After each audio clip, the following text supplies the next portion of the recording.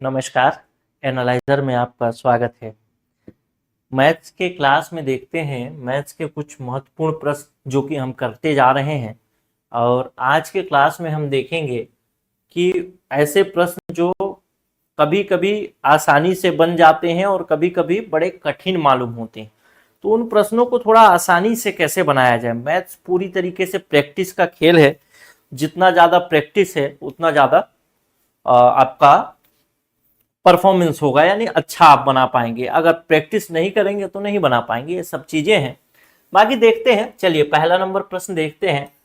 यदि x का घात 4 धन 1/x का घात 4 बराबर 257/16 है, तो 8/13 ब्रैकेट में x का घात 3 धन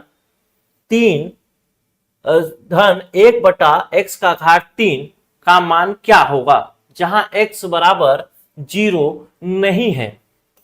ठीक, तो ये चीज आपसे ऐसा प्रश्न जब पूछता है ना एक्स वाई करके, तो आपके हाथ पांव फूल जाते हैं।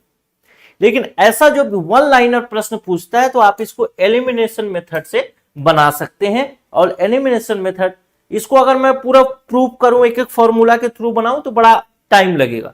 सबसे आसान काम यह है कि आप इसका हर जो है उसको देखिए। x का 4 घात है, और ऐसी कौन सी संख्या है। कुल मिला के हमको इसको कैलकुलेट करने के लिए क्या चाहिए, x का वैल्यू चाहिए कि x का वैल्यू क्या है वो पता चल जाए, तो हम इसको सॉल्व कर लेंगे। तो इसमें हम देखेंगे कि ऐसी कौन सी संख्या है जिसका घात 4 करेंगे तो ये 16 आ जाएगा। बस इतना ही आसान है। तो हमको मालूम है 2 का घात 4 करेंगे तो 16 आ जाएगा। कैसे, 2 गुणे 2 गुणे 2 गुणे 2 बराबर 2 दूना 4 दूना 8 दूना 16।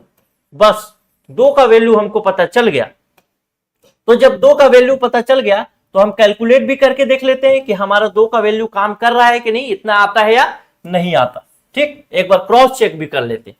तो x का घात 4 मतलब 2 का घात 4 धन 1/x का घात 4 मतलब 2 का घात 4। कैलकुलेट करते हैं। 2 का घात 4 कितना हुआ, 16 धन 1/2 का घात 4 कितना हुआ, 16। लघुत्तम ले लिए नीचे वाले का 16। अब 16 छक्का कितना हो गया, 256। यहां एक है ना, तो एक से भाग करेंगे। 16 16 गुणे 16 256 धन 1 बराबर कितना हो गया, 257/16। सेम आ गया यही, यानी x का वैल्यू आवश्यक तौर पर 2 होगा। इतना लंबा समझा रहा हूं, लेकिन इतना लंबा समझाने की जरूरत भी नहीं। तुरंत देखा, तुरंत पता चला x का वैल्यू 2, तुरंत पुट किया और आगे बन गया। चलिए देखते हैं अब इसको। तो इसका वैल्यू क्या होगा, तो 8/13 ब्रैकेट में x का घात 3 मतलब 2 का घात 3 धन 1/x का घात 3 मतलब 2 का घात 3। बस बना देंगे। 8/13 यहां हो जाएगा, कितना हो जाएगा ये, 8 धन 1/8। चलिए इसका एलसीएम ले लेते हैं। 8/13, फिर इसका एलसीएम ले लेते हैं। क्या हो जाएगा, 8 लघुत्तम ले लिया, 8 अठैया, यहां पे 1 है तो 8 अठैया 1/8 8 64 धन ये 1 कर दिए। ये जोड़ेंगे तो कितना आ जाएगा, 8/13, और ये ब्रैकेट हटा देंगे, गुणा कर देंगे ब्रैकेट की जगह पर। तो यहाँ पे 65/8, 8 से 8 कैंसिल हो जाएगा, 13 कम 13, 13 पचे 65, 5 आ जाएगा उत्तर। देखिए कितना आसान था।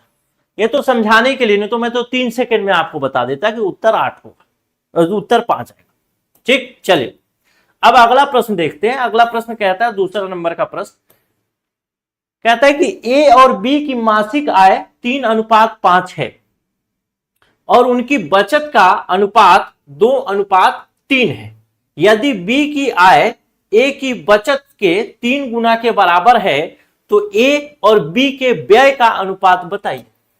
तो बहुत आसान सा चीज दिखने को है, लेकिन बहुत आसान नहीं है। ध्यान रखिएगा, यहां पे ये जो आय है आय का जो अनुपात है और जो बचत का अनुपात है दोनों अलग अलग है, एक नहीं है, सिमिलर नहीं है। अगर सिमिलर रहते तो 5 3 8 और 5 3 8 दोनों का आंसर होता, मतलब ये योग होता, लेकिन वो नहीं।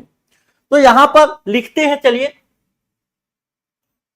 ए और यहां लिख दिया बी, इनके आय के बारे में लिख रहा हूं तो यहां आय लिख दिया। आय कितना है, ए का आय 3 है और बी का आय 5 है, यही अनुपात में है। और यहां बचत के बारे में लिख देता हूं, बचत, बचत में देखते हैं ए का बचत कितना है, ए का बचत है 2:3 में, यही लिखा हुआ है पूरा। अब ए की बचत की 3 गुना ये सब चीजें हैं, ठीक। तो अब मैं कुछ चीजें मानूंगा, क्या चीजें मानूंगा, पहली चीज मैथ्स में तो बिना माने बन ही नहीं सकता, तो मैथ्स में हम लोग मानना शुरू कर देते हैं। चलिए मानना शुरू करते हैं, क्या मानना शुरू करें, फटफट। ये तो हमको समझ में आ गया, ठीक है। मानना शुरू करते हैं, क्या मानते हैं कि ए की जो आय है वो 300 रुपए है, अनुपात के हिसाब से 300 रुपए। तो बी की आय हमको कितनी माननी पड़ेगी, 500 रुपए अनुपात के हिसाब से, ठीक। और यदि ए का बचत मान लेता हूं, मैं मान लेता हूं ए का बचत मानता हूं 2K है, अनुपात के हिसाब से K है बचत और 2 लगा है तो इसलिए 2K। बी का बचत मान लेता हूं 3K, ठीक है। चलिए अब एक सामान्य सी बात होती है कि जितनी कमाई हुई उस कमाई में से यदि हम बचत को घटा दें तो हमने कितना खर्च किया ये पता चल जाएगा। जितनी कमाई हुई उस कमाई में से उसको हटा दें, क्या बोलते हैं, बचत को घटा दें तो कितना हमने खर्च किया वो पता चल जाएगा। तो हम देखते हैं, कहता है कि क्या लिखा है, यदि बी की आय ए की बचत का 3 गुना है तो बी की आय कितनी है 500, बी की आय 500, 500 लिख दिया, किसके बराबर है, बी के बचत के 3 गुने। तो बी का बचत कितना है 3K, अब इसका कितना है 2 गुना लिखा है ना, ए की बचत बी की आय ए की बचत के 3 गुना है, अच्छा ये 2K है ना, ए की बचत कितनी है 2K और इस बचत का 3 गुना, तो 3 लगा दिया, बस आसान है। यहां पे लग दिए 500 बराबर 6K और K का वैल्यू आ जाएगा आपका, K का वैल्यू आ जाएगा 500/6, यानी ये हो जाएगा 2×3 और ये हो जाएगा 250, यानी 250/3, ये आ गया किसका वैल्यू, K का वैल्यू, ठीक। K का वैल्यू कितना आ गया 250/3, समझ में आ गया होगा इतना बात। K का वैल्यू हमने निकाल लिया 250/3। अब क्या कहता है, जब K का वैल्यू 50/3 निकाल लिए तो अब हम देखेंगे A ने कितना व्यय किया। तो व्यय के लिए कैसे हो, आय माइनस बचत बराबर व्यय। तो A की आय कितनी है, A की आय है 300, ठीक 300 है, और उसकी बचत कितनी है 2K, तो -2K बराबर इसका क्या आ जाएगा, उसका खर्च आ जाएगा। ए की आय बटे -2K, ए की आय -2K करेंगे तो उसका खर्च आ जाएगा, कितना उसने खर्च किया। तो कर लेते हैं, कितना आ जाएगा, ए की आय बटे 2K बराबर खर्च हो जाएगा, तो कितना हो जाएगा 300 माइनस ये हो जाएगा 2 गुणे 250, K का वैल्यू रख रहा हूं 250/3, ठीक यही होगा ना, K की आय हो गया 2K 250/3, हाँ ठीक ऐसे ही आ जाएगा, ठीक। अब इसको गुणा भाग करके बनाते हैं, तो 300 ये आ गया, इसको कर लेते हैं गुणा, 300 माइनस इसको गुणा कर देंगे तो 500/3 हो जाएगा। अब इसको एलसीएम ले लेंगे, एलसीएम ले लिए तो कितना हो जाएगा 3, अब 3 को इससे करेंगे तो 900 हो जाएगा, यहां से और माइनस हो जाएगा 500 बराबर हो जाएगा 400/3। ये क्या है, ए ने जो खर्च किया, ए का व्यय, ए का व्यय कितना हुआ, 400/3 हो गया। चलिए इसको भी एक जगह रख लेते हैं, गलत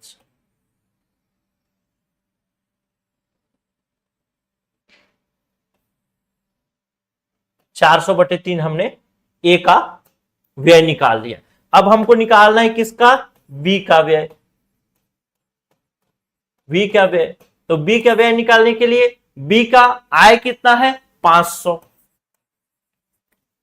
उसका आय में से यदि उसके बचत को घटा देंगे तो हमारा व्यय निकल जाएगा। बचत कितना है 3K।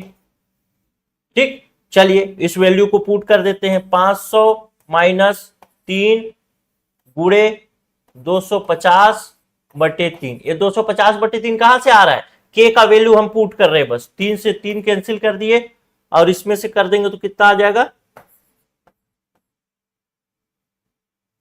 250 आ जाएगा, यही आएगा।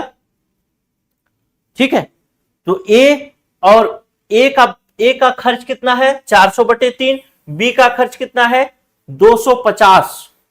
अब इसका पूछा क्या है, ए और बी के व्यय का अनुपात, तो ए का पहले होगा फिर बी का होगा। तो ए का क्या है, ए का है 400/3 व्यय है और बी का है आपका 250। अब इनके बीच का अनुपात निकालना है, तो ये नीचे में भाग में है तो भाग में बनेगा नहीं, तो इसको हमको हटाना है। तो हटाने के लिए क्या करते हैं, हम यहाँ 3 से गुणा कर देते हैं और इसको भी 3 से गुणा कर देते हैं, दोनों पक्ष में 3 से।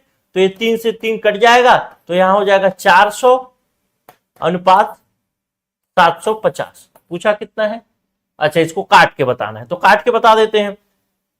चलिए काटना शुरू करते हैं भाई। 400/750 काट देते हैं, 0 से 0, 0 से 0 काट दिए, 5 25 अरे 15 15 × 5 = 75, 15 और 5 से 8 यानी 8:5 हो गया, 8:15 हो गया ए और बी के व्यय का अनुपात।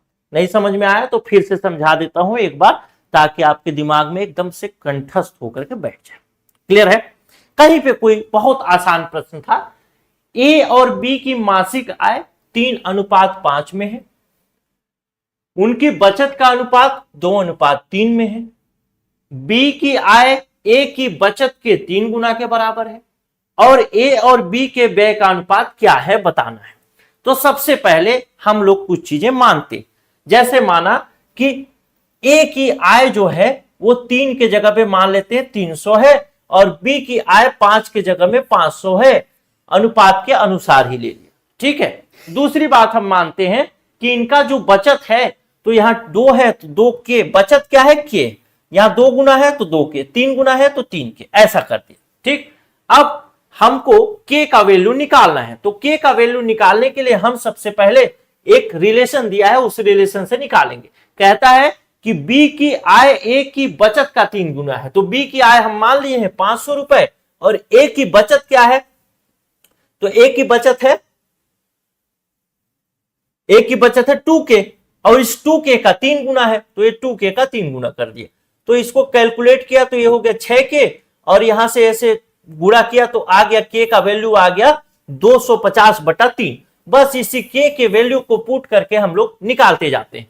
के वैल्यू को पुट करके हम ए का आय निकाल लिए, ए का व्यय निकाल लिए। ए का व्यय था 300 रुपए वो कमाता है, उसमें 2K बचत करता है, यानी बाकी चीजें बाकी पैसा वो खर्च कर देता है। तो 300 माइनस 2K तो 2 और के का वैल्यू 250/3, तो 250/3 रखा, कैलकुलेट किया 400/3 ए का व्यय आ गया। उसी प्रकार से बी का व्यय निकालना था, तो बी की आय कितनी है 500 और उसमें से 3K वो बचत करता है, तो बाकी चीजें वो बाकी पैसा वो खर्च कर देता है, तो बाकी पैसा खर्च कर देता है, तो इसको भी ऐसे कैलकुलेट किए, टोटल आ गया 250। अब 250, अब पूछा है कि ए और बी के व्यय का अनुपात, तो ए का व्यय हो गया 400/3 और बी का व्यय हो गया 250। अब इसी को कैलकुलेट कर देना है। कुल मिला के यहाँ पे 3 से गुणा कर दिया और यहाँ पे 3 से गुणा कर दिया। क्यों किया? इसको काटने के लिए। तो यहाँ से कट गया और ये इधर गुणा हो गया, तो 400 बटे 400 अनुपात 750 हो गया। अब इसको कैलकुलेट काट देंगे तो काटने के बाद आंसर आ जा रहा है 8:15, यानी ऑप्शन नंबर ए। बहुत आसान था लेकिन थोड़ा लंबा था। ठीक है, थोड़ा लंबा था लेकिन आसान था, कठिन प्रश्न नहीं कर सकते। चलिए अगला प्रश्न देखते हैं, क्वेश्चन नंबर 3। क्वेश्चन नंबर 3 आप लोग भी पेन पेपर लेके बनाते जाइएगा। मैं कितना भी बनाऊं, एग्जाम हॉल में आप ही को बनाना है, मुझे तो नहीं बनाना। 3 संख्याओं का माध्य जो है वो 38 है। माध्य कहने का मतलब क्या है? औसत। औसत मतलब एवरेज। 3 संख्याओं का औसत 38 है। तो 3 संख्या कोई भी होगी उसका औसत 38 है, तो तीनों संख्याओं का योग करना है तो क्या कर देंगे? 38 गुणे 3 कर देंगे। कितना आ जाएगा? 8 3 24 के 4 हासिल 2, 3 3 9 2 11, यानी तीनों संख्याओं का योग कितना हो गया? 114।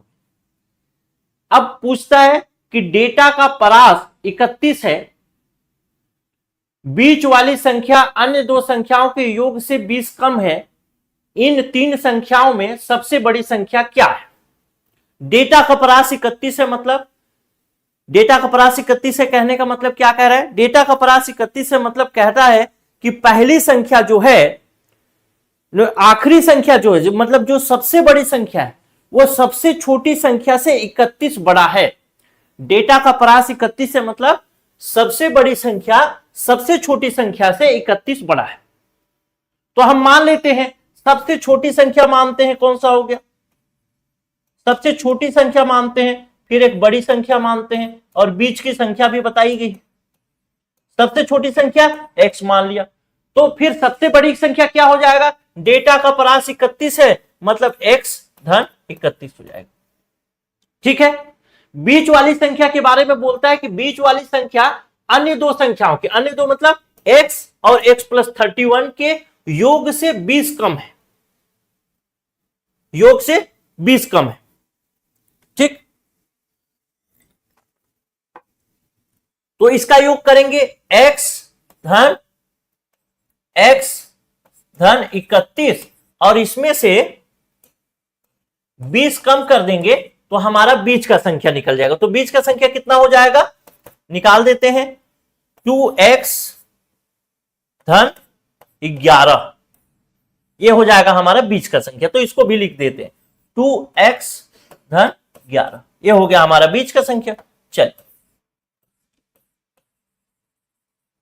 अब कहता है इन तीनों संख्याओं का योग कितना है? 114। तो तीनों संख्या का योग कर देते हैं, उत्तर आ जाएगा। कैसे करें? x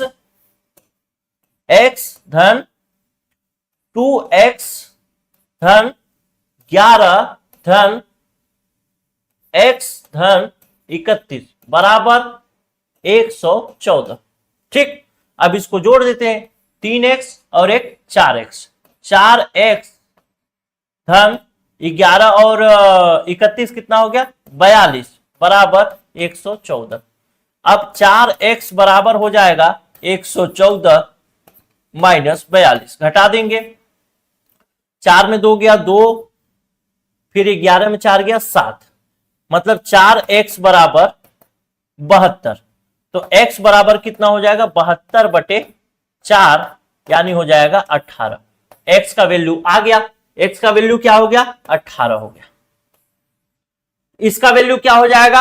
18 धन 31 हो जाएगा। कितना हो गया? 9 4 यानी 49। बीच वाली संख्या का वैल्यू ऐसे ही निकाल दे, 18 दूना 36 और 11 कितना हो जाएगा? 36 और 11 7 और 4 47, ऐसा हो जाएगा। ठीक, हमको पूछा है क्या? सबसे बड़ी संख्या। तो सबसे बड़ी संख्या क्या हो गई? 49 हो गई। बहुत आसान सा प्रश्न था, ऑप्शन नंबर बी। चलिए अगला प्रश्न देखते हैं। मेरे बताने से पहले आपका कमेंट आ जाए तो ज्यादा सही है, आप लोग नीचे कमेंट भी करते चलिए।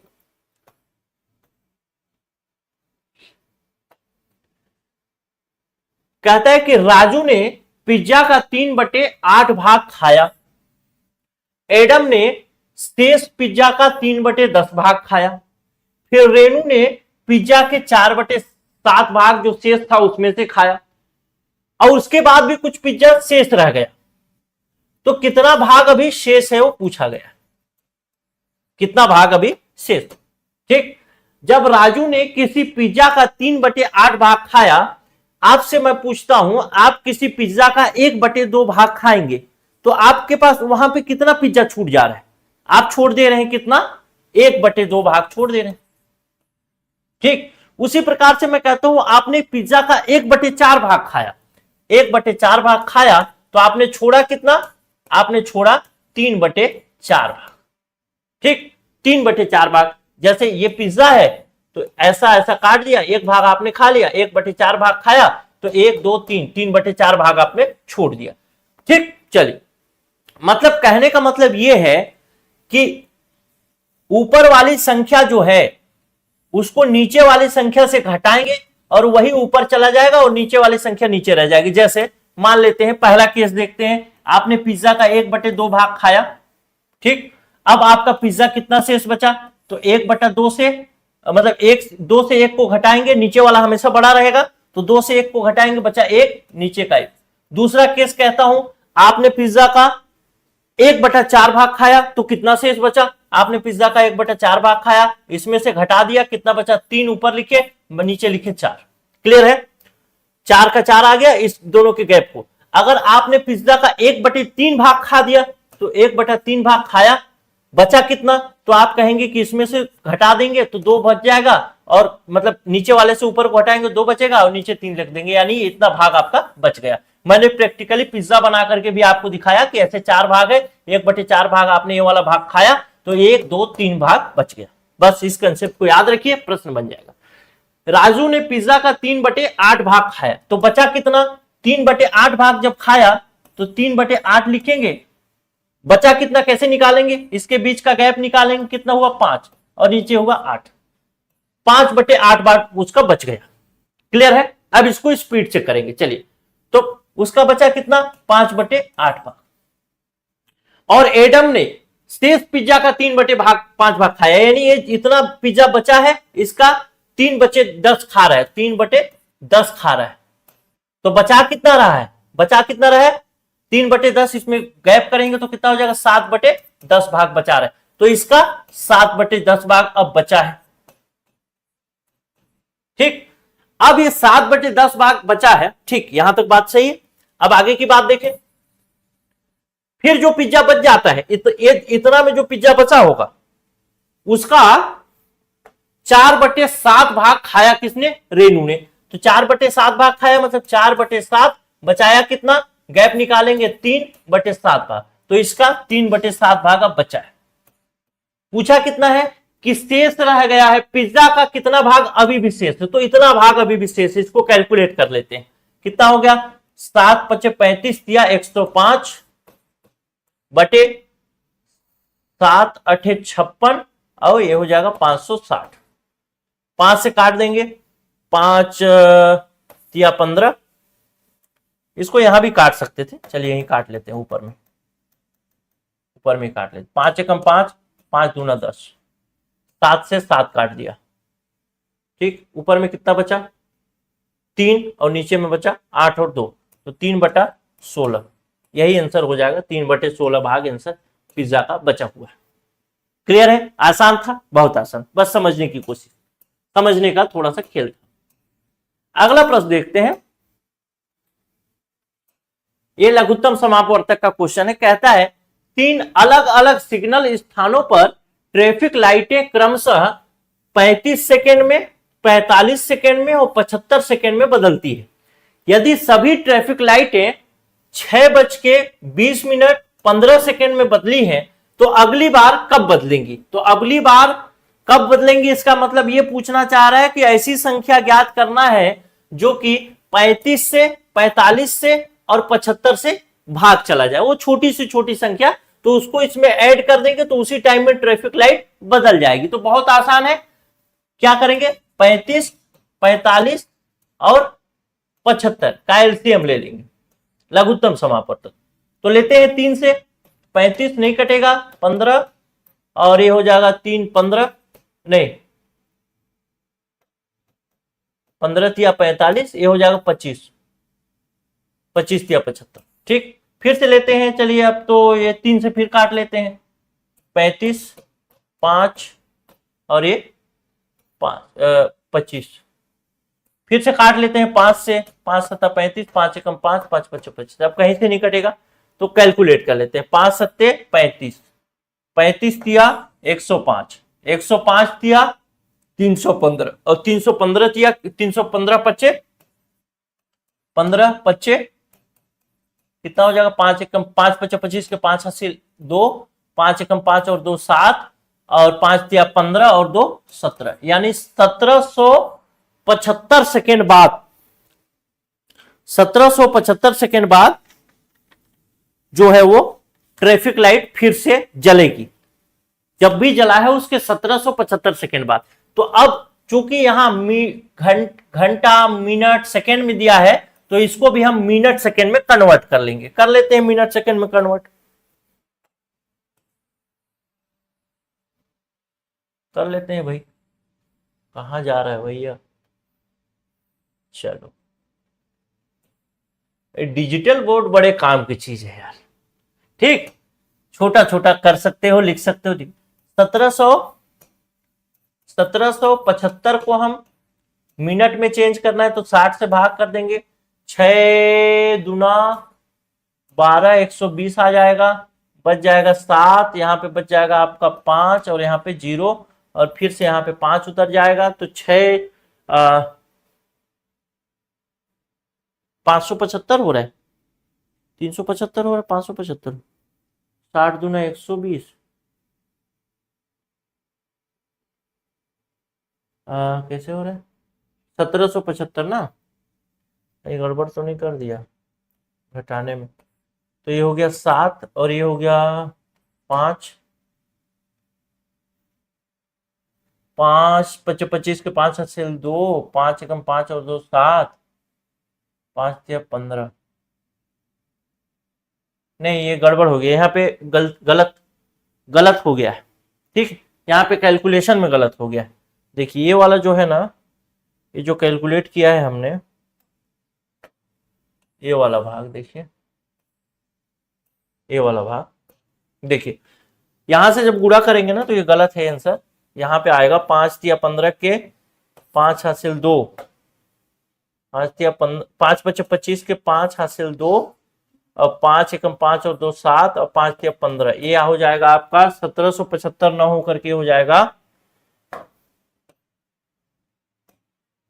1575। अब भाग देते हैं। ठीक, तो 6 दूना 12, 120, अब घटाएंगे कितना बचेगा, 1575। अब घटाएंगे कितना बचेगा, अब घटा लेते हैं, 7 यहां पे बचेगा 3 और यहां पे बचेगा 5, 5 को उतार दिया तो 6 से गुणा करेंगे तो कितना हो जाएगा, 6 बार जाएगा, 6 छक 36, 360, बच जाएगा 15। ये 15 क्या है, 15 सेकेंड है, बाकी ये 26 क्या है, मिनट है। बस इसको जोड़ देना है, 6 20 मिनट 15 सेकेंड, ऐड कर देते हैं 26 मिनट 15 सेकेंड, जोड़ देते हैं 30 सेकेंड, 26 46 सेकेंड और यहाँ पे हो जाएगा 6, यानी 6:46 सेकेंड 30, 6:46 मिनट 30 सेकेंड में बजेगा, फिर से वो जलेगा, 6:46 मिनट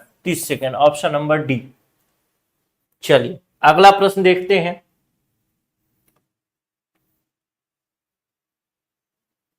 आसान सा प्रश्न है लेकिन बनाने में थोड़ा कठिन लग सकता है जिनको प्रैक्टिस नहीं है। आप लोग जो लोग भी हैं तैयारी कर रहे हैं नीचे कमेंट करते जाइएगा, आपका उत्तर क्या आ रहा है क्या नहीं आ रहा है उन सब विषयों पर। अगले प्रश्न पर चलते हैं। अगला प्रश्न कहता है कि दो नल हैं P और Q, दो नल हैं, एक हौज को क्रमशः 12 और 15 मिनट में भर देते हैं। यदि दोनों को एक साथ खोल दिया जाए तो शुरू के 3 मिनट के बाद P को बंद कर दिया जाए तो हौज को भरने में कितना समय लगेगा। ऐसे प्रश्नों को सॉल्व करने के लिए आप लघुत्तम समापवर्तक विधि याद रखिएगा।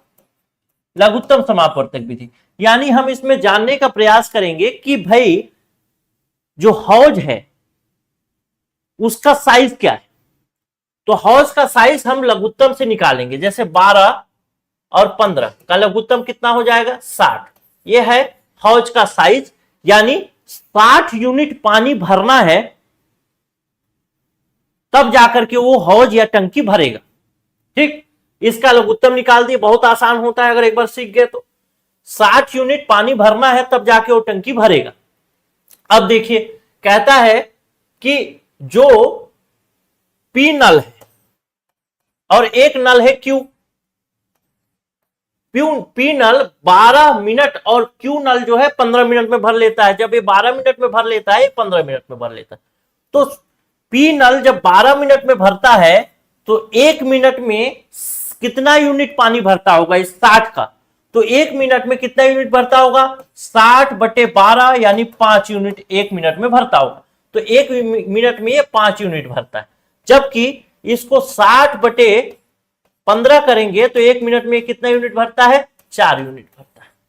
ठीक, 1 मिनट में पी नल 5 यूनिट और क्यू नल 4 यूनिट भरता है।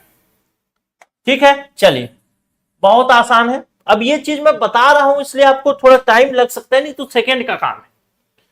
अब कहता है, भर देते हैं, यदि दोनों को एक साथ खोल दिया जाता है तो शुरू के 3 मिनट बाद पी को बंद कर दिया जाए तो 3 मिनट में पी कितना भरेगा? तो 3 मिनट में पी कितना भरेगा? 3 गुणे 5 बराबर कितना भर देगा? 15। और 3 मिनट कौन चला है? क्यू भी तो चला है 3 मिनट शुरू के, तो क्यू कितना भरेगा? 3 गुणे 4 यानी 12। टोटल कितना भर दिया? 27 यूनिट पानी भर चुका है 60 में से। तो 60 माइनस 27 बचा कितना? 3, और यहां पे बचा आपका 3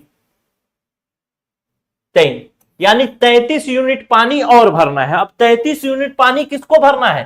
केवल और केवल क्यू नल को भरना है। तो क्यू नल 33 यूनिट भरने में कितना समय लेगा? तो क्या करेंगे, 33 काम करना है, उसकी गति क्या है?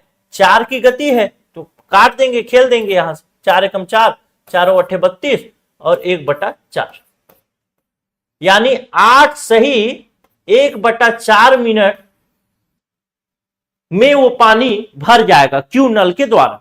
पूछा क्या है प्रश्न?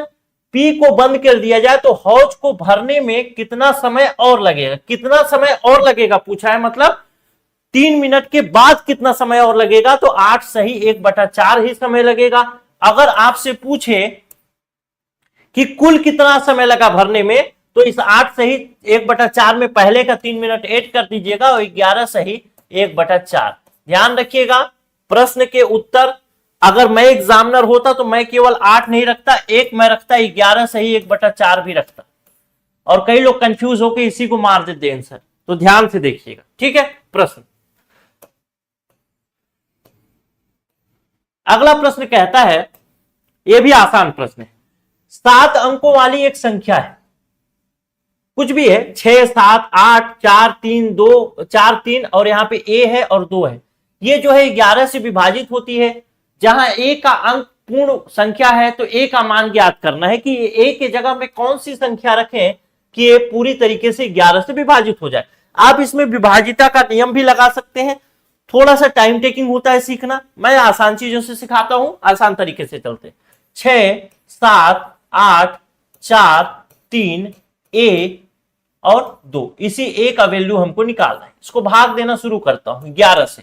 11 छक्का 66, नीचे आ गया 1, उतार दिया 8, 11 एक कम 11, उतार दिया -7, ए उतर गया, ए उतर गया, उतर गया 74। ठीक, तो 11 छक्का 66, घटा दिए, कितना बचा? 14 में 6 गया, बचा 8। ठीक, 4 पे उतर गया। फिर उतारता हूं 3, कितना हो गया? 11 सते 77, बचा कितना? 13 में 7 गया 6, यहां पे 0। अब a उतारना है। ठीक, तो a के जगह में इस संख्या में से मैं कौन सी संख्या रखूं कि बाद में यहां पे ये 2 विभाजित हो जाए। ठीक, तो फाइनल बात है कि यहां पे एक ही संख्या आएगी और 2 को 2 से विभाजित करना है, मतलब 2 यहां पे है तो आवश्यक रूप से हम अगर 11 से विभाजित कर रहे हैं तो यहां पे एक संख्या शेष 2 होना चाहिए, यानी 22 होगा तभी वो विभाजित होगा। बस इतना दिमाग लगा लिया। तो इतना दिमाग लगाए तो अगर यहां पे मैं 7 रखता हूं तो कितना हो जाएगा, 11 6 का 66, 1 बच जाएगा, 12 डिवाइड नहीं होगा। 8 रखता हूं तो 11 6 का 66 हो जाएगा, तो यहां पे मैं रख देता हूं 8 और इस 8 को उतार देता हूं, तो 11 6 का 66 कितना हो गया, बचा 2, और 2 के साथ इस 2 को उतारूंगा, 2 दूना 4, यानी आंसर क्या हो गया, ऑप्शन नंबर बी हो 8। बहुत आसान, बहुत ज्यादा आसान, लेकिन बने तब तो प्रैक्टिस चाहिए, टेक्निक चाहिए। अभी तो बहुत कम, फॉर्मूला तो यूज ही नहीं करूं, फॉर्मूला यूज करूंगा तो फिर कैसे करेंगे। अब अगला प्रश्न देखिए, अगला प्रश्न है आपका, कौन सा क्वेश्चन नंबर है, क्वेश्चन नंबर 8। ये व्यंजक दिया गया है, अब इसमें इसको सॉल्व करेंगे तो क्या आएगा, पूछा है। चलिए एक बार प्रयास भी करके देखिए, मैं ही बस प्रयास करता रहूं क्या, आप भी थोड़ा प्रयास करके देखिए। चलिए आपको ही बनाना है फाइनली, याद रखिएगा, मेरे को तो बस यहां पे बताना है धीरे धीरे। क्या है, लिखता है ऐसा ऐसा ऐसा और बीच में ऐसे डॉट डॉट छोड़ दिया, मतलब ऐसे क्रम से चलेगा और यहां तक जाएगा, तो बताना है आपको कि क्या इसमें से सही उत्तर होगा। देखिए क्या होगा, इसको अगर मैं कैलकुलेट करता हूं तो क्या होगा, नीचे आएगा 3 और ये हो जाएगा 3 और एक हो जाएगा 4, सॉरी 1, मतलब ये हो जाएगा कितना, 4 बटे, चलिए कैलकुलेट ही करते चलते, ठीक। दूसरा देखते हैं, दूसरा करें तो इसको कैलकुलेट करेंगे तो नीचे आ जाएगा 4 और यहां आ जाएगा 4 और धन 1 हो जाएगा। इसको कैलकुलेट करता हूं, नीचे आ जाएगा 5, एलसीएम लिया, यहां आ जाएगा 5 धन 1 हो जाएगा। इस बीच में और भी होगा, मान लेते हैं डॉट डॉट बढ़ते जाता हूं, तो ये यहां पे 5 बढ़ा तो यहां पे 6 हो जाएगा, 6 होगा, 6 को कैलकुलेट करूंगा तो यहां आ जाएगा 6 धन 1। ऐसे करते करते ये जाएगा कहां तक, 1 प्लस, अब इसको भी कैलकुलेट कर लेता हूं, चलिए आखिरी वाला भी कैलकुलेट कर लेता हूं, यहां पे डॉट डॉट डॉट लगा देता हूं, आखिरी वाले को कैलकुलेट करता हूं तो क्या हो जाएगा, नीचे n-1 हो जाएगा, ठीक है। अब n-1 को डिवाइड करेंगे यहां से 1 से तो n-1 आएगा, यहां भी तो 1 है तो n-1 आया, n-1 को गुणा करेंगे 1 से तो क्या हो जाएगा, n-1 हो जाएगा, ठीक है।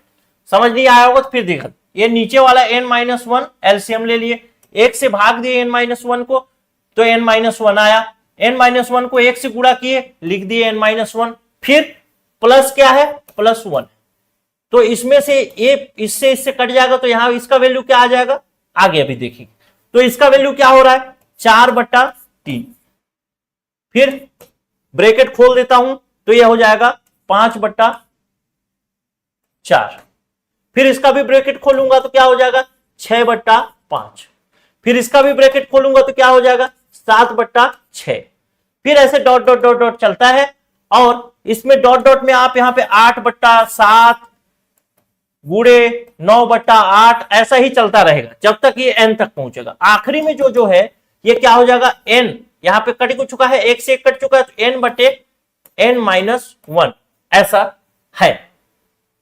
तो अब ये जो पूरा सीरीज बना है, ये जो पूरा का पूरा सीरीज बना है, इसमें एक चीज देखिए कि जो संख्या यहां है वही संख्या यही है, तो इसको ऐसे सॉल्व कर सकता हूं मैं, इस तरीके से काट के सॉल्व कर सकता हूं, ठीक है।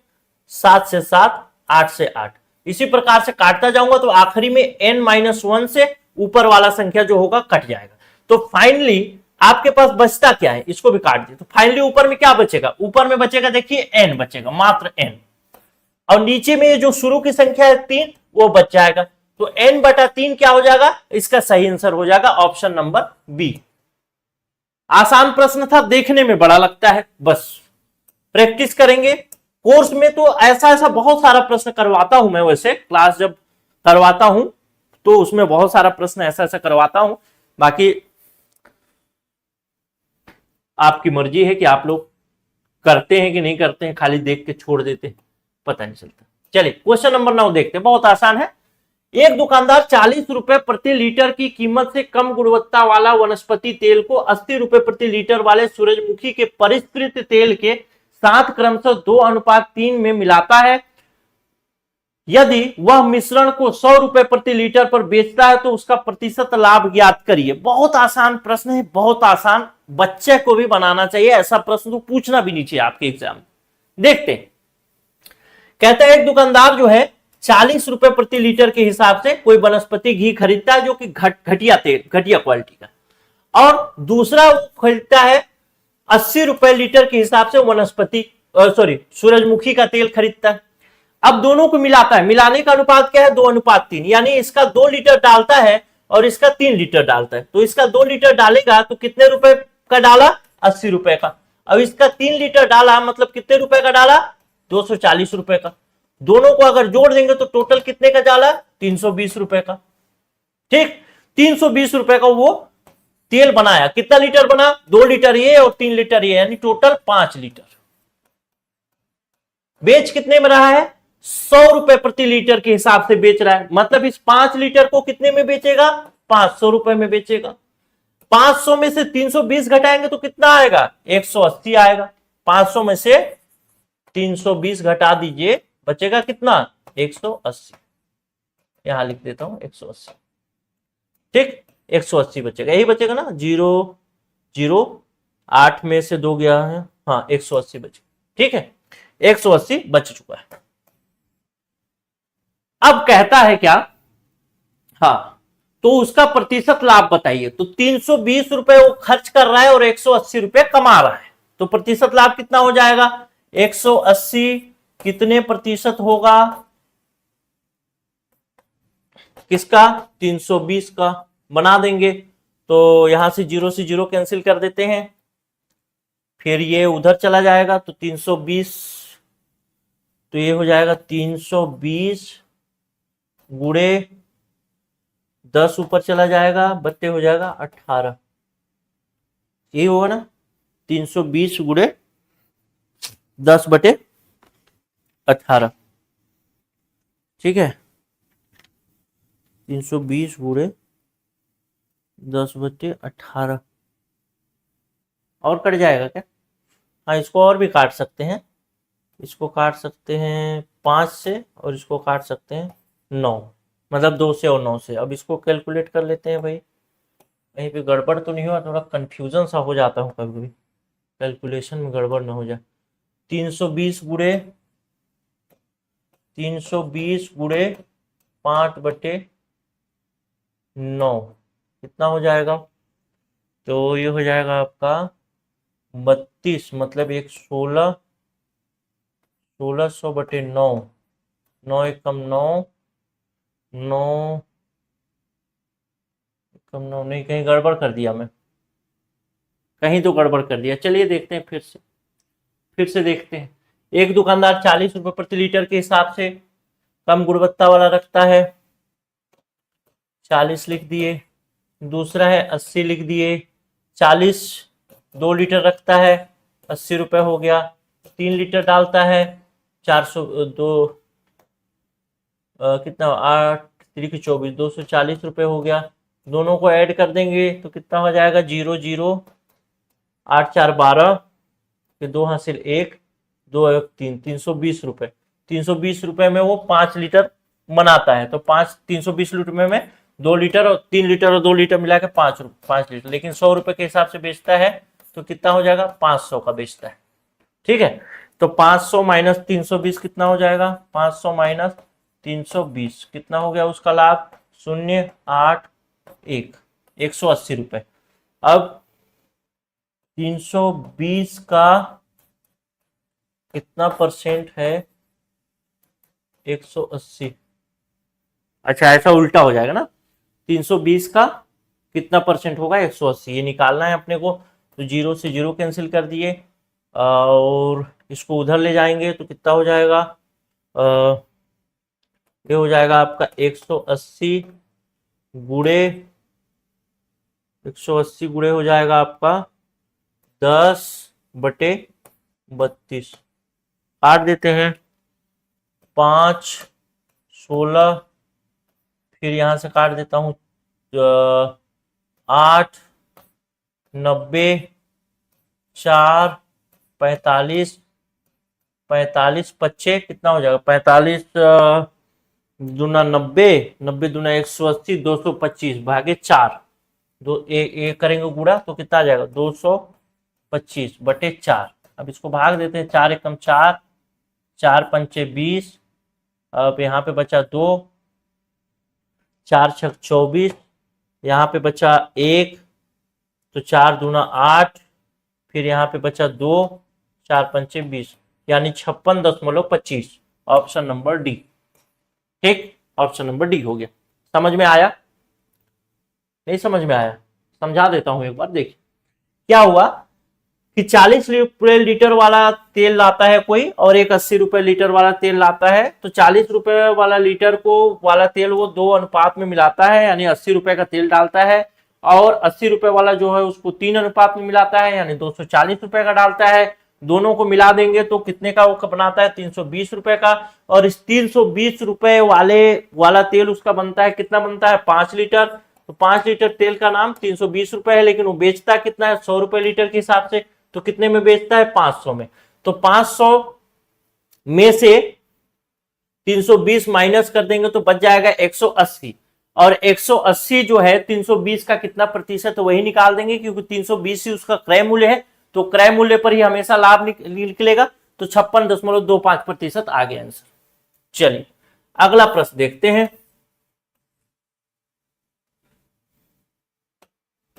चलिए अब थोड़ा फॉर्मूला वाला प्रश्न आ सकता है। किसी वर्गाकार पतंग का विकर्ण जो है 24 सेंटीमीटर है, उसके एक कोने पर 6 सेंटीमीटर भुजा वाला समबाहु त्रिभुज है। पतंग बनाने के लिए जिस कागज का उपयोग किया गया है उसका क्षेत्रफल ज्ञात करना है। आसान प्रश्न है, अगर आपको फॉर्मूला याद होगा थोड़ा बहुत तो आपके लिए आसान है। चलिए देखते हैं क्या कहता है। किसी वर्गाकार पतंग का विकर्ण 24 सेंटीमीटर। तो एक वर्गाकार पतंग बना लेता हूं।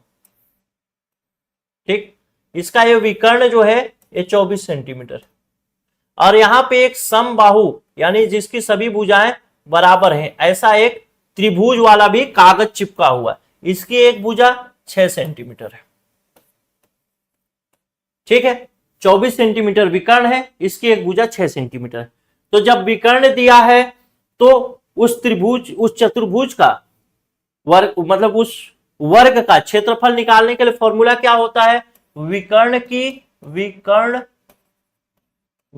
का वर्ग बटे 2।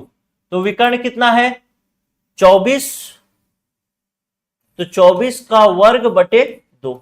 ये क्या हो जाएगा, ये सेंटीमीटर में होगा, ये क्षेत्रफल हो जाएगा किसका, इसका। ठीक, किसका, ये चतुर्भुज का यानी ये वर्ग का। अब कहता है कि जो समबाहु त्रिभुज है उस समबाहु त्रिभुज का भी क्षेत्रफल इसमें ऐड होगा, तब तो पूरे पेपर का क्षेत्रफल निकलेगा।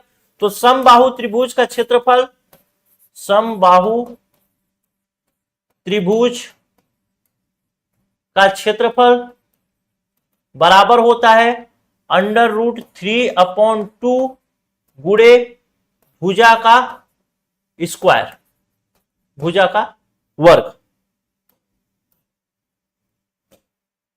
भुजा का वर्ग। और सॉरी ये 4 होता है भाई, गलती लिखते, 3/4 गुणे भुजा का वर्ग। ये समबाहु त्रिभुज का क्षेत्रफल ज्ञात करने का फॉर्मूला होता है। अब इस फॉर्मूला में हमको रख देना है, फॉर्मूला यहां रख देता हूं पहले। तो फॉर्मूला में रखने के लिए कैसे करेंगे, तो 3/√3/4 लिखेंगे, गुणे में लिखेंगे 6 एक भुजा है, चूंकि सभी भुजाएं बराबर हैं तो 6 का वर्ग कर देंगे। कितना हो जाएगा 6 छक 36, मतलब 3/4 ये अंडर रूट में हो जाएगा, और यहां पे हो जाएगा गुणे 36, 6 गुणा 6 36, 4 को काट देंगे, 4 9 36। तो ये आ गया, ये जो त्रिभुज है इसका क्षेत्रफल आ गया आपका कितना, इस त्रिभुज का क्षेत्रफल आ गया आपका, इस त्रिभुज का क्षेत्रफल आ गया आपका √3 गुणे 9, या फिर इसको उल्टा लिख सकते हैं ऐसा 9 √3, ये त्रिभुज का क्षेत्रफल। और इसका क्षेत्रफल कितना है, तो 24 का स्क्वायर बटे 2, 24 का स्क्वायर करेंगे तो कितना आ जाएगा, 24 का स्क्वायर कर देंगे तो 24 गुणे 24 कर लीजिए, 24 गुणे 24,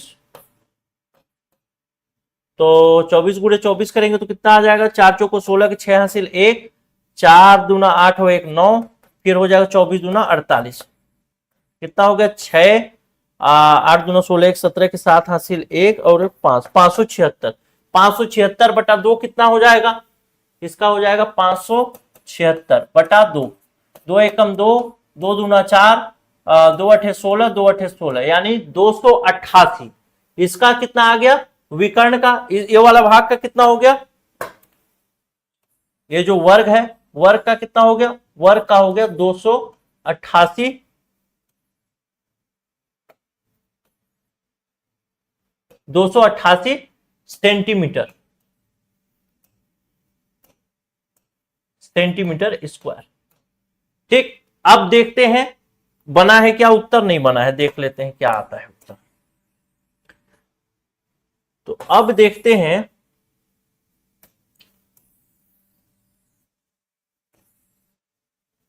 हाँ एक हमको मिल गया विकर्ण, इसका मिल गया चतुर्भुज का यानी वर्ग का मिल गया 288 और दोनों का क्षेत्रफल बताना है एक साथ, यानी ये जो चतुर्भुज यानी वर्ग है और नीचे त्रिभुज है दोनों का मिलाकर के क्षेत्रफल बताना है। तो क्या करेंगे, ऐड कर लेंगे, ऐड कितना करेंगे 9 और वर्ग में 3, वर्गमूल में 3, अब इसको ऐड करेंगे, यही आपका आंसर होगा। लेकिन ये आंसर है कहीं पे, नहीं है कहीं पे आंसर। तो अब एक और उपाय देखते हैं, इसमें से 9 जो है उसको कॉमन ले लेते हैं, जैसा इसमें से 9 कॉमन लिया है तो इसमें से 9 कॉमन ले लेते हैं, तो क्या हो जाएगा 9 कॉमन ले लिया। अब इसमें देखें तो 9 तिया 27 और बचा कितना है यहां पे 1, 9 दूना 18, धन यहां से 9 तो बाहर जा चुका है तो बचा है √3। क्या ऐसा कोई आंसर है, तो हाँ ऐसा कोई एक आंसर है, ऑप्शन नंबर सी। तो ये आंसर हो जाएगा। देखिए आंसर लाने के बाद भी आंसर नहीं हुआ, ये आंसर हमने ले आया लेकिन ये आंसर नहीं हुआ। हम चाहते तो इसको ऐड करके 288 और 9, 288 और 9 कितना हो जाता, 8 और 9, 8 दूना 16, 1 17 के 7 हासिल 1, 8 1 9 और 297, यानी इसका आंसर हम लोग 297 √3 ऐसा भी ला सकते थे, लेकिन ये आंसर में नहीं था तो सीधा हमने कॉमन लेकर के बनाया, यहां पे ऑप्शन नंबर सी लाया। ठीक है, आसान था, थोड़ा सा समझा दूं क्या, सीखिए समझा देता हूं फिर से। कहना यह चाहता है कि इस प्रकार का एक पतंग है जो जिसमें आपको जो पतंग का वर्ग वाला भाग है, ऊपर वाला भाग है, उसका आपको विकर्ण की लंबाई दिया है, नीचे में समबाहु त्रिभुज एक चिपका हुआ है कागज से बना हुआ, उसका लंबाई दिया है एक भुजा का। तो चूंकि एक भुजा की लंबाई 6 सेंटीमीटर दिया है तो सारे भुजाओं की लंबाई 6 सेंटीमीटर, और ये जो वर्ग है वर्ग के विकर्ण की लंबाई दिया है 24 सेंटीमीटर। तो विकर्ण की लंबाई जब दिया है तो विकर्ण का क्षेत्रफल ज्ञात करने के लिए हमको क्या करना पड़े, मतलब ये वर्ग का विकर्ण की लंबाई दिया है तो वर्ग का क्षेत्रफल ज्ञात करने के लिए हमको क्या करना पड़ेगा, हमको कुछ नहीं करना, जो भी लंबाई है विकर्ण का उसका स्क्वायर कर देना है, बट्टे में 2 कर देना है। तो 24 का स्क्वायर किया हमने 576 और बटे में 2 किया तो आ गया आंसर 288। उसी प्रकार से समबाहु त्रिभुज जो है उसका क्षेत्रफल ज्ञात करने का फॉर्मूला होता है 3/4 गुणे भुजा का स्क्वायर। तो इसको भी हमने रखा 3/4 रखा और भुजा का स्क्वायर यानी 36 रखा, उसको काट दिया, काटने के बाद आ गया हमारा ये वाला आंसर 9 और √3, ये वाला आंसर आया। बस इसको ऐड कर दिया, कॉमन लेकर के बना दिया, बहुत आसान था। बाकी आप एक बार रिवाइज करके देखिएगा, मतलब पीछे जाके अगर नहीं बन रहा है तो। अब अगला प्रश्न देखते हैं। एक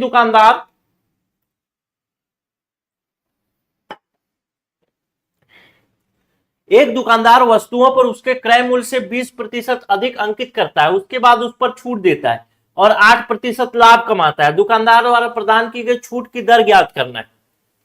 तो सबसे पहली बात, वो वस्तु कितने का लाता है, 100 रुपए का लाता है, लेकिन 120 रुपए अंकित कर देता है। और लोगों को ठगने के लिए बोलता है कि जितना मूल्य है उसमें भी डिस्काउंट करके दे रहा हूं, और डिस्काउंट करने के बाद वो 8% का लाभ कमाता है, यानी 100 का 8% कितना हो जाएगा 108, यानी वो 108 रुपए में बेचता है। ठीक, 108 रुपए में बेचता है। तो पूछना ये चाहता है कि बीच का जो गैप है 108 और इसके बीच का ये 12 जो है ये कितना प्रतिशत है 120 का, कितने प्रतिशत वो छूट देता है। तो लिख देते हैं 12 कितने प्रतिशत है 120 का, काट देते हैं 12, तो क्वेश्चन मार्क लिख देते हैं, तो 120 गुणे 100 ऊपर चला जाएगा और 12 नीचे आ जाएगा, 12 कम 12 है, कहीं गड़बड़ कर दिया यार, फिर से गड़बड़ कर दिया। ये 12 जो है 120 का कितने प्रतिशत 12 है, ठीक है, 120 का कितने प्रतिशत होगा 12, तो ये उधर चला जाएगा, तो ये हो जाएगा 12 पूरे 100 बटे 120, 0 से 0 कैंसिल, 12 से 12 कैंसिल, यानी 10% आंसर आ गया। ठीक है, चलिए 120 का कितने प्रतिशत होगा 12, तो वो कितना प्रतिशत वही निकालना था, तो वैसे निकाल के हमने 10 आंसर ले आया, तो इसका आंसर क्या हो जाएगा 10%, ऑप्शन नंबर ए। अगला प्रश्न देखिए, आसान प्रश्न है क्या, बिल्कुल आसान प्रश्न है, नहीं है आसान प्रश्न, कठिन प्रश्न है। ठीक है शुरू में लगा मेरे को आसान, लेकिन एक कठिन। क्वेश्चन नंबर 12, क्वेश्चन नंबर 12 ही है ना, 12, चलिए देखते हैं। पानी भी नहीं है, लाना पड़ेगा लग रहा है। क्वेश्चन नंबर 12 कहता है कि मनोज 2 वर्ष के लिए एक योजना में निश्चित राशि का निवेश किया, 15% वार्षिक दर से चक्रवृद्धि ब्याज देती है। यदि ब्याज की गणना 8 माह के हिसाब से की गई तो उसे 68 रुपए अधिक मिलते हैं। तो मनोज द्वारा निवेशित राशि बताना है। सबसे पहला बात, समय दिया है 3 वर्ष, सॉरी 2 वर्ष, ब्याज की दर दिया है 15%, यानी चक्रवृद्धि ब्याज है, ध्यान रखिएगा चक्रवृद्धि ब्याज है। हाँ, तो 1 साल जैसे ही बीतेगा 15% हो जाएगा उसका, मान लेते हैं 100 रुपए था, 100 रुपए का 15% यानी 115 रुपए हो जाएगा उसका मूलधन, और फिर इस मूलधन पे ब्याज फिर से 15% मिलेगा अगले साल के लिए। ठीक है, यह प्रक्रिया आपको मालूम हो गई। ठीक, तो चलिए पहले इसी को देख लेते हैं, पहला केस बना लेते हैं। तो चक्रवृद्धि ब्याज का फॉर्मूला क्या होता है, फॉर्मूला होता है P इंटू 1 प्लस R का घात R अपॉन 100 का घात N, यही होता है। तो P को तो हमको ज्ञात करना है, निवेशित राशि ज्ञात करना है, हमको पता नहीं, 1 लिख दिया, और प्लस R कितना है 15% बटे 100, समय कितना है 2 साल, कर देंगे कैलकुलेट, कितना आ जाएगा, तो 5 या 15 20, और इसको कैलकुलेट करेंगे तो हो जाएगा P, और इसका एलसीएम ले लेते हैं 20, और 20 से कम 20 और 3 23 बटा 2, ये उसका क्या है, सामान्य तौर पर 2 वर्ष के लिए जो चक्रवृद्धि ब्याज से लेता है तो उसका कितना राशि बनता है, तो वो है, यहां पे लिख लेता हूं क्योंकि इसको मिटाऊंगा, P इंटू 23 बटा 20 का घात 2, इतना राशि उसको मिलता है। ठीक है, अब दूसरा केस देखते हैं, दूसरा केस देखते हैं, case number second. Case number second क्या कहता है, केस नंबर सेकेंड कहता है यदि ब्याज की गणना 8 माह के हिसाब से की गई तो उसे 68 रुपए अधिक मिलता है। जब ब्याज की गणना 8 माह के हिसाब से होगी, इसका मतलब यह है कि 2 साल में उसको ब्याज कितना मिल रहा था, कुल 30% मिल रहा था, 15 और 2 साल में 30% ब्याज मिल रहा था। ठीक, अब 8 माह के हिसाब से गणना किया जाएगा, मतलब उसको टोटल 2 साल है, तो 2 साल में कितना महीना होता है, 1 साल में 12 यानी 24 महीना, पहले इस 24 महीने में केवल 2 बार गणना होता था ब्याज का, लेकिन अब होगा 3 बार। ठीक है, क्योंकि 8 महीने में होगा, तो 8 तरीके 24, 8 तरीके 24, तो 3 बार होगा, पहले 2 बार होता था, यही कहना चाहता। लेकिन जब गणना 3 बार होगा तो टोटल उसके पास ब्याज कितना है, 30% है। ठीक है, 2 साल में 30% पूरा ब्याज मिलता है उसको। तो 30% जब ब्याज है तो उस 30% ब्याज का भी तो गणना कम हो जाएगा, यानी हर 8 महीने में जो कैलकुलेशन होगा उसको 10-10% करके होगा। ठीक है, समझ रहे हैं? नहीं समझ रहे होंगे तो भी समझिएगा। 30% कुल ब्याज देना है तो हर 8-8 महीने में करेंगे तो 10-10% करके करेगा, तब टोटल कितना हो जाएगा, 30%। ठीक है, टोटल 30% हो जाएगा। अब यही चीज हमको बनाना है, तो अब देखिए समय कितना हो गया, 3 हो गया, 3 वर्ष नहीं 3 हो गया, बस वर्ष नहीं, वर्ष तो 2 ही है।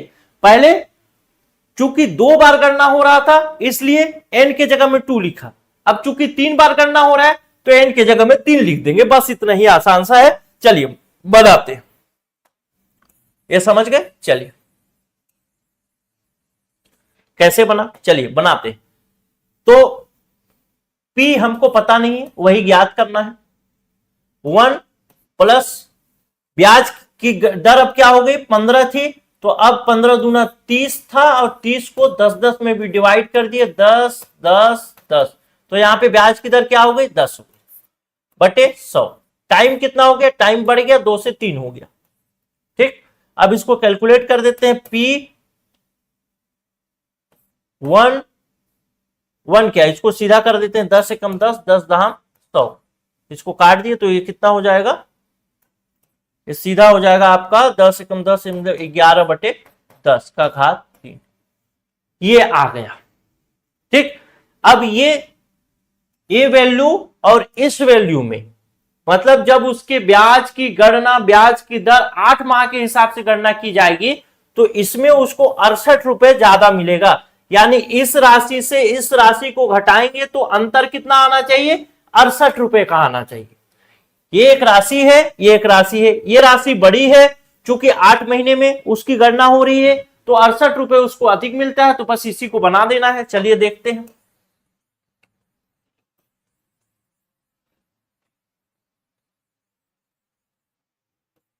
चलिए देखते हैं भैया, इसको एक साइड ही ले जाता हूं ना, ये यहां रख दिया। पहली राशि रखते हैं P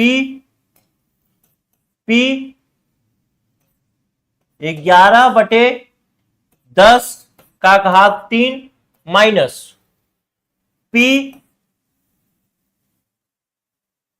23 बटे 20 का घात 2 बराबर कितना होगा, 68 के। यही ज्यादा बढ़ता है मिलता है तो इसके बराबर हो जाएगा। तो कितना हो जाएगा देख लेते हैं। ये हो जाएगा आपका, इसको 11 का घात 3 करेंगे तो कितना हो जाएगा, 11 गुणे 11 गुणे 11 हो जाएगा, 11 31 हो जाएगा, 31 नहीं 13 31। ठीक, और नीचे कितना हो जाएगा, 1001 10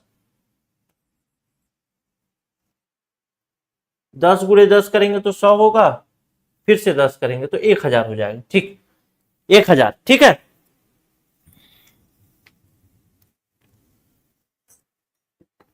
इकतीस बटे 1000, और ये P इसी के साथ लग जाएगा, P यहां पर रख दिए, इसके साथ मल्टीप्लाई हो रहा है। धीरे धीरे बता रहा हूं, तेजी से बताऊंगा बहुत जल्दी बता दूंगा, लोगों को लगेगा कि बड़ा लंबा क्लास ले रहा है, लेकिन सब चीज समझाते हुए। अब इसका करेंगे 23 गुणे 23 तो कितना हो जाएगा 529 बटे, ये हो जाएगा आपका 400, और ये भी हो जाएगा P बराबर हो जाएगा 68 के। ठीक है, चलिए ये हो गया। अब इसको कैलकुलेट करना है, और इसको और कैलकुलेट करना है। कैसे कैलकुलेट करें, तो इसका नीचे वाले का एलसीएम ले लेंगे, कितना हो जाएगा 2000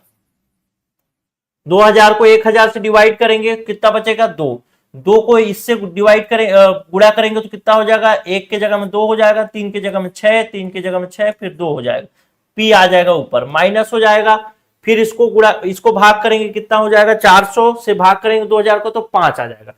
अब 5 से गुणा करेंगे इसको, 5 9 45 के 5 हासिल 4, और 5 दूना 10 और 4 14 के 4 हासिल 1, और 5 25 25 और 1 26, 2645 पी बराबर हो जाएगा 68। ठीक है, अब इसको कैलकुलेट कर देते हैं भाई।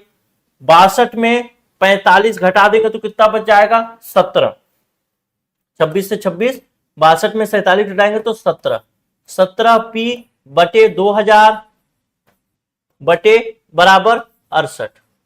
फिर से इसको कैलकुलेट करेंगे तो बराबर हो जाएगा 68।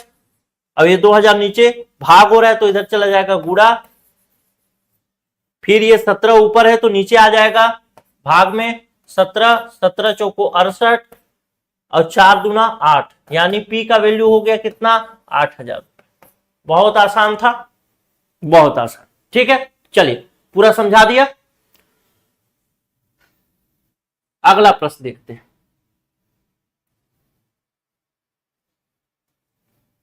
एक परीक्षा में 65 छात्रों द्वारा प्राप्त किए गए औसत अंक 28 हैं। उत्तीर्ण छात्रों के औसत अंक 32 है और अनुत्तीर्ण छात्रों के औसत अंक 12 है। तो उत्तीर्ण छात्रों की कुल संख्या बताइए।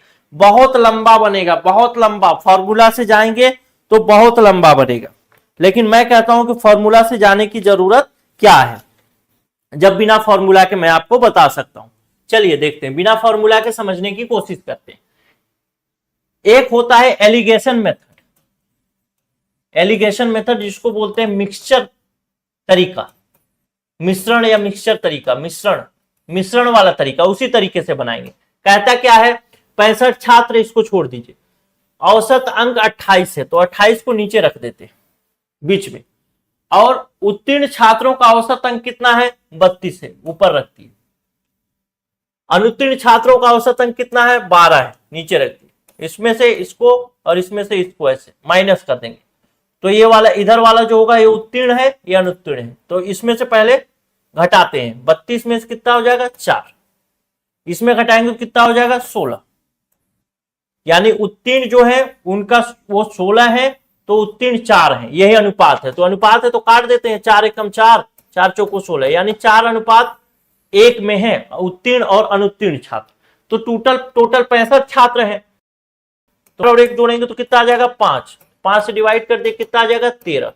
तो उत्तीर्ण छात्र कितने हो गए, अनुत्तीर्ण छात्र कितने हो गए, 1 गुणे 13, यानी यही 1 गुणे 13 कितना हो गया, 13, और 4 गुणे 13 करेंगे तो कितना हो जाएगा, 13 चौको 52। पूछा क्या है, ये अनुत्तीर्ण है या उत्तीर्ण है, पूछा है उत्तीर्ण छात्रों की कुल संख्या कितनी आ जाएगी, 52, ऑप्शन नंबर डी। बहुत आसान। चलिए अगला प्रश्न देखते हैं, क्वेश्चन नंबर 14। इतना आसान प्रश्न तो मैं अभी तक नहीं देखा हूं, मेरे को लगता है इसको तो आप लोग भी बना सकते हैं। बस ये ऊपर में ना बिंदी बिंदी लगा है इसलिए आपको लग रहा है, लेकिन बिंदी कब लगाया जाता है, जब अनंत तक भाग जाने की संभावना, तब बिंदी लगाया जाता है। ये बिंदी बोल रहा हूं, लाइन खींचा जाता है हाइफन ऊपर, ठीक, बाकी कुछ नहीं है। बाकी प्रश्न बहुत आसान। कहता है कि 3.26 माइनस 2.14 धन 1.33 का योग ज्ञात करना है। बस बहुत आसान है। क्या कहता है, 3.26, इसमें से माइनस करना है 2.14, कर देता हूं। 6 में 2 हो गया और 1 हो गया और यहां पे 1 हो गया, 1.12, और इसमें जोड़ देना है 1.33, तो 1.33 जोड़ दे रहा हूं, 3 5 4 और यहां पे हो गया 2, यानी 2.45। ऊपर में लगा है ऐसे लाइन, तो ऊपर में लाइन भी लगा देता हूं। चलिए ऑप्शन नंबर डी हो गया सही उत्तर। ठीक, आसान। अगला प्रश्न देखते हैं, क्वेश्चन नंबर 14 हो गया। क्वेश्चन नंबर 15, क्वेश्चन नंबर 15 से कुछ अलग प्रश्न है। मैं 1 मिनट का ब्रेक लेता हूं, तब तक आप इसको थोड़ा देखिए। मैं थोड़ा पानी ले आता हूं, ठीक है, पानी खत्म हो गया, आ रहा हूं बस।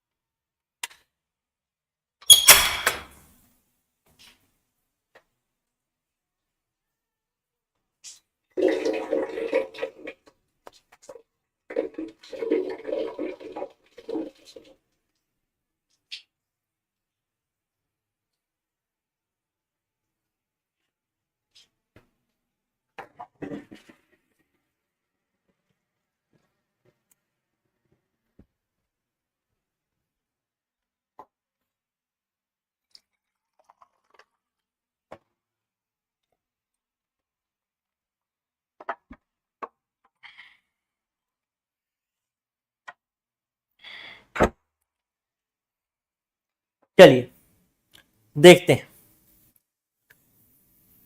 हाँ, क्वेश्चन नंबर 15 से 18 तक के लिए नीचे दी गई तालिका में पांच छात्रों द्वारा 4 अलग अलग विषयों में प्राप्त अंकों को दर्शाया गया। प्रत्येक छात्र को सभी विषयों में 100 में से अंक दिए गए हैं। यानी 5 छात्र हैं, अंग्रेजी में 100 में से पहला छात्र 87 लाया है, दूसरा 96 लाया है, गणित में 96 लाया है, विज्ञान में 90 और हिंदी में 81, इस प्रकार से लाया है।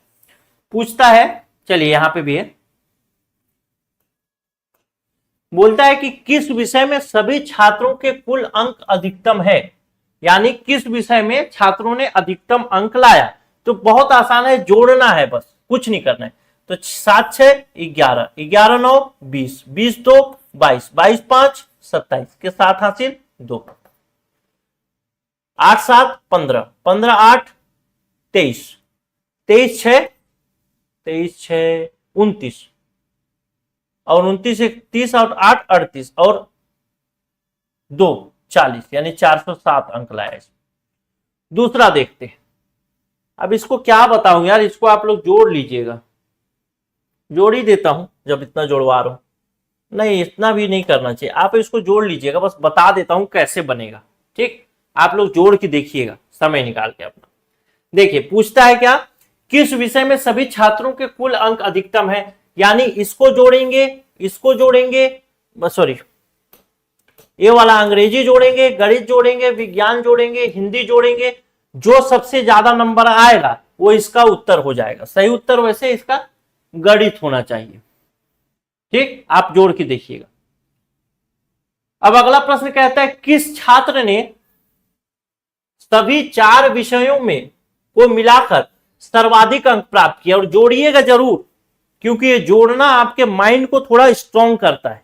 आप लोग छोड़ देंगे तो फिर छूट ही जाएगा। थोड़ा सा माइंड फ्री होता है जोड़ने से, मैथ के प्रति सजगता जगती है दिमाग की। किस छात्र ने 4 विषयों को मिलाकर सर्वाधिक अंक प्राप्त किया। तो अब इसको ऐसे जोड़ना है, पहला छात्र जोड़ेंगे, दूसरा छात्र, तीसरा छात्र, चौथा, पांचवा। जिसका नंबर यहाँ पे सबसे ज्यादा रहेगा वो इसका आंसर हो जाएगा। तो इसका आंसर वैसे छात्र 2 होगा शायद। छात्र 3 ने, अब जोड़ के देखिएगा, छात्र 3 है, ऑप्शन नंबर सी वही सबसे ज्यादा नंबर लाएगा। अब अगला प्रश्न देख लेते हैं। अगला प्रश्न थोड़ा रोचक है। कहता है, एक नए विषय को शामिल किया गया जिसमें सभी छात्रों को 100 अंक प्राप्त किए। यानी जो भी विषय आया 100 अंक का, उसमें सभी छात्रों में से 100 लाया। ठीक, यदि उनके कुल अंकों की गणना के लिए 4 उच्चतम अंकों वाले विषयों का योग किया जाना है। 4, तो कुल अंकों के आधार पर दूसरे स्थान पर कौन होगा। ध्यान रखिएगा, यहां पे दूसरे स्थान लिखा है, एक आईएमपी बात है। ठीक, पहले स्थान पर जनरली पूछता है, लेकिन पूछा है दूसरे स्थान पर। कहना क्या चाहता है, कहना यह चाहता है कि 100 में से 100 लाया वो अलग बात है। अब ये 100 में से 100 लाया एक विषय हो गया, ठीक, एक सब्जेक्ट हो गया, जो 100 नंबर का था 100 में से 100 लाया। अब इसमें से आपको क्या करना है, सबसे ज्यादा जिस विषय में नंबर होगा उनको ऐड करना है। जैसे 3 विषय लेने पड़ेंगे, क्योंकि यहां पे 4 विषय बोला है, उनके अंकों की गणना 4 उच्चतम अंकों वाले बोला है, लेकिन 100 तो पहले से काउंट कर चुके हैं, तो केवल यहां से 3 लेना है। ध्यान रखेंगे। तो ध्यान रखेंगे तीन कौन सा लेंगे, इसमें से अगर देखें तो 96 सबसे ज्यादा, फिर 90, फिर 87, इसको ऐड करेंगे जितना आएगा। फिर उसमें देखेंगे 99, 94 और 89, ये 74 से सबसे ज्यादा है तो इसको ऐड करेंगे जितना आएगा। फिर इसमें देखेंगे 99, 99 और एक है 92, इसको ऐड करेंगे जितना आएगा। इसमें से देखेंगे तीन विषय तो 96 एक विषय है, एक विषय मतलब एक हिंदी में 91 और 89, इसको ऐड करेंगे। इसके बाद देखेंगे पांचवा नंबर जो विद्यार्थी है उसको 95 लाया है, एक में, दो में 92 लाया है, तो तीन विषय को ऐड ऐसा हो जाए। तो जो सबसे ज्यादा होगा उसके सेकेंड पोजीशन पे जो होगा वही इसका आंसर हो जाएगा, क्योंकि दूसरे स्थान पर पूछा है। अब अगला प्रश्न देख लेते हैं जो कि थोड़ा कठिन टाइप का लग सकता है।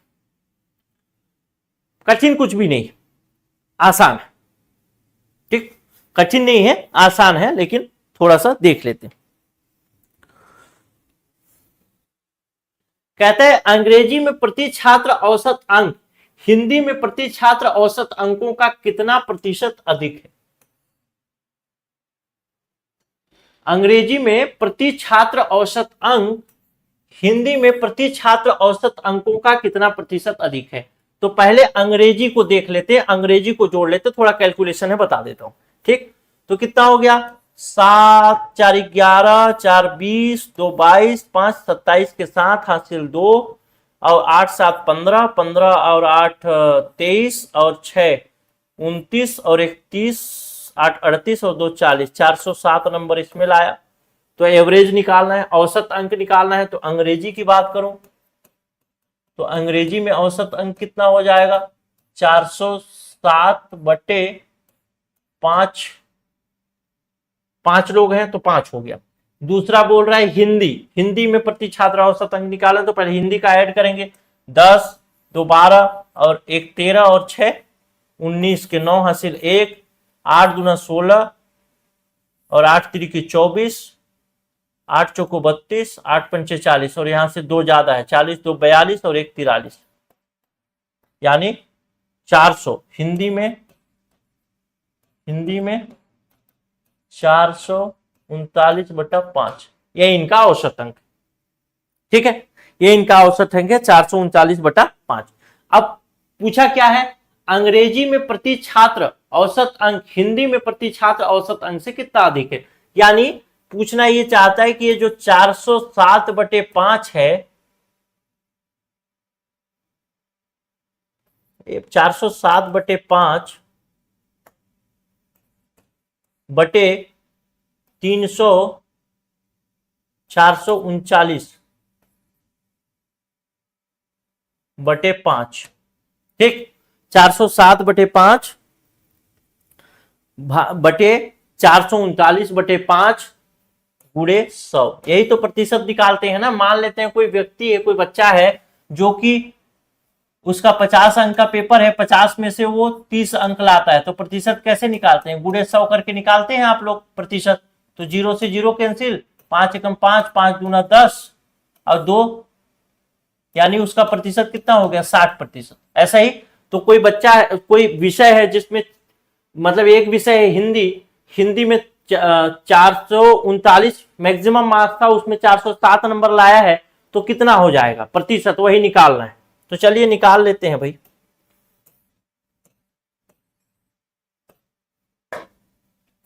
निकाल लेते हैं,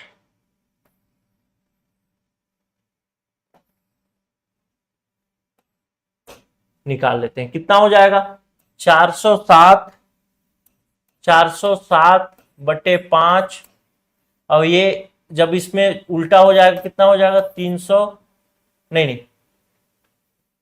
हाँ ये उल्टा हो जाएगा, फिर ये तो 5 ऊपर चला जाएगा और 439 जो है वो नीचे आ जाएगा, गुणे हो जाएगा 100, ये हो जाएगा, 5 से 5 कैंसिल हो जाएगा। और इसको जब आप करेंगे तो कितना हो जाएगा, लगभग 90 के आसपास आएगा, लगभग 90 92 के पास आएगा, ये हो जाएगा 92 के आसपास आएगा, 92 कुछ प्रतिशत होगा, ऐसा कोई ऑप्शन होगा तो मार देंगे। ये ऑप्शन नंबर सी हो जाएगा, 92.71%। बाकी आप इसको कैलकुलेट कर दीजिएगा, 92.71% ही आएगा, ठीक है। चलिए अगला प्रश्न देखते हैं। क्वेश्चन नंबर 19 कहता है, ये भी आसान प्रश्न है, दिए गए समीकरण को हल करना है और बताना है कि क्या होगा उत्तर। समीकरण क्या कहता है, 3-4 भागित 2 गुणे 3 बट्टे में कहता है 4-3 गुणे 2 भागे 3। इसको सॉल्व करना है, सॉल्व करके कितना आएगा वो बताना है। तो आप बोर्ड मास का नियम पढ़े होंगे, का की क्रिया पीछे भाग तब गुणा फिर जोड़ घटाओ। तो पहले भाग करेंगे, तो भाग कर दिए, इसको कितना हो गया 3 धन, इसको भाग कर दिए तो कितना हो गया 2 गुणे 3। नीचे में भाग करते तो नहीं बन रहा है, तो क्या करें 4-3 गुणे 2 और इसको भाग को नीचे रख सकते हैं बट्टे में 3। ठीक, तो ये 3 से 3 कैंसिल हो गया, कट गया। इसको कैलकुलेट कर देंगे तो 3 दूना 6 और 3 9। इसको गुणा किए, पहले गुणा करेंगे फिर धन करेंगे, तो 3 दूना 6 और धन 9 हो गया। और ये हो गया 4 और ये धन यहाँ पे चिन्ह है, 4 और 2 6 हो गया। ठीक है, समझ गए? नहीं समझे फिर से समझाता हूं, कठिन लगेगा आप लोग। देखिए यहां यही लिखा हुआ है, तो पहले भाग करेंगे बोर्ड मास का नियम के अनुसार, पहले भाग फिर गुणा फिर जोड़ फिर घटाओ, ये नियम कहता है। तो सबसे पहले भाग करेंगे, तो इसको भाग करेंगे तो कितना आ जाएगा, 3 तो है ही प्लस का प्लस, इसको भाग करेंगे तो कितना आ जाएगा, 4 को 2 से भाग देंगे तो 2 आएगा, फिर गुणे करेंगे 3 हो जाएगा। अब नीचे वाला जो है 4 है, फिर धन 3 है, फिर गुणे 2 है, और ये भाग है तो भाग को बटा में लिख सकते हैं 3। अब इस 3 से इस 3 को कैंसिल कर देंगे तो कितना बच गया 4 और धन 2। ये वाला गुणा वाला नहीं आएगा ना, ध्यान रखिए, गुणा ये चला गया तो गुणा भी चला गया, तो 4 और 2 कितना हो गया, नीचे 6 हो गया। इसको करेंगे तो फिर अब भाग हो गया तब गुणा करेंगे, तो 3 दूना 6 और गुणा के बाद जोड़, यानी 6-3 9, ऐसा 9। तो इसको काट देंगे, 3-3 9 और 3 दूना 6, यानी 3/2 इसका उत्तर आना चाहिए।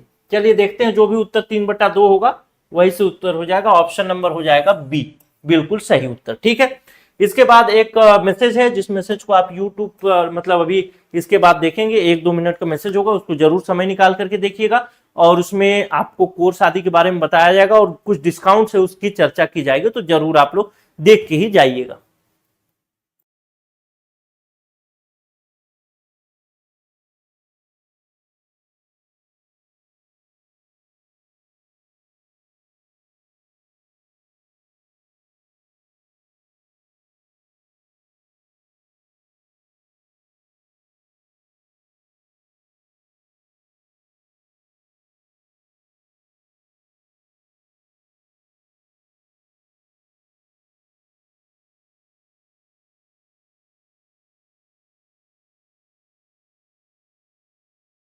यहाँ ये कोर्सेस अभी चल रही हैं, ऑनलाइन कोर्स अवेलेबल है। ये सारे कोर्सेज जो होंगे रिकॉर्डेड फॉर्म में होंगे। जैसे छात्रावास अधीक्षक के लिए 3498 रुपए का फीस रखा गया है, जो कि अभी 1998 रुपए में मिलेगा, जिसके लिए व्हाट्सअप नंबर ये है 9617413676। इस नंबर पे आप चाहें तो व्हाट्सएप में मैसेज करिए कि हॉस्टल वार्डन का कोर्स ज्वाइन करना है, आप इस ऑफर में ले पाएंगे।